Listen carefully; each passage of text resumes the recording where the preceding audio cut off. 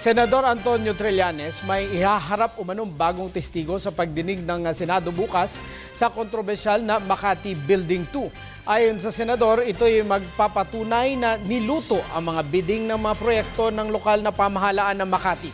Pinayuhan naman ni Senadora Miriam Defensor Santiago si Vice President Jejo Marbinay na dumalo sa nasabing pagdinig. Narito ang ulat ni Sam Ramirez. May isa pang pasabog umano si Senator Antonio Trillanes IV sa isasagawang pagdinig ng Senate Blue Ribbon Subcommittee hinggil sa umano'y overpriced na Makati City Hall 2. May ilalantad niya na bagong testigong magpapatunay na niluto lamang ang mga bidding para sa proyekto ng lokal na pamahalaan ng Makati. Sir, tungkol sa hearing tomorrow, may mga bagong witnesses daw po? Meron.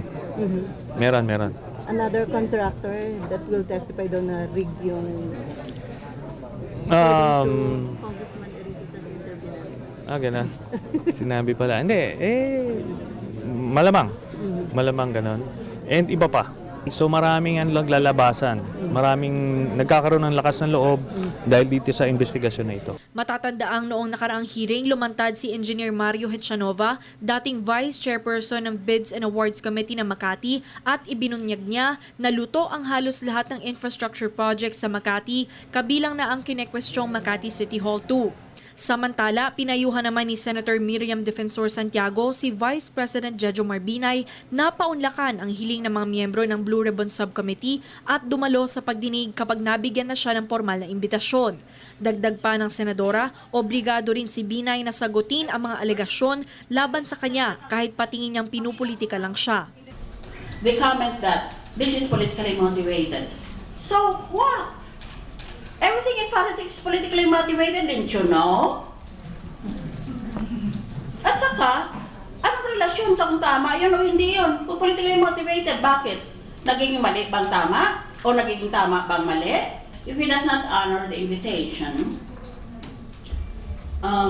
he would lose the opportunity to personally oppose all the statements that have been made against him in that same hearing.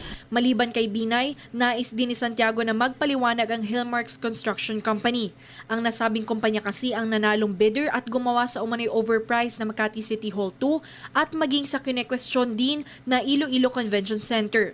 Maliban sa dalawang government projects na ito, may mahigit sa 15 pang government infrastructure projects na sila rin ang nanalo at nagpagawa. I was thinking, maybe I should become a bidder. What is the procedure here? It seems to me like you cannot have 20 consecutive in 20 years, no?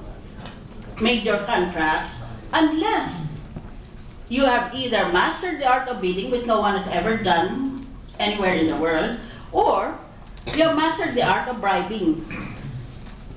In either case, I would like some information because it will contribute to my knowledge of the world. Para sa Telebisyon ng Bayan, Sam Ramirez.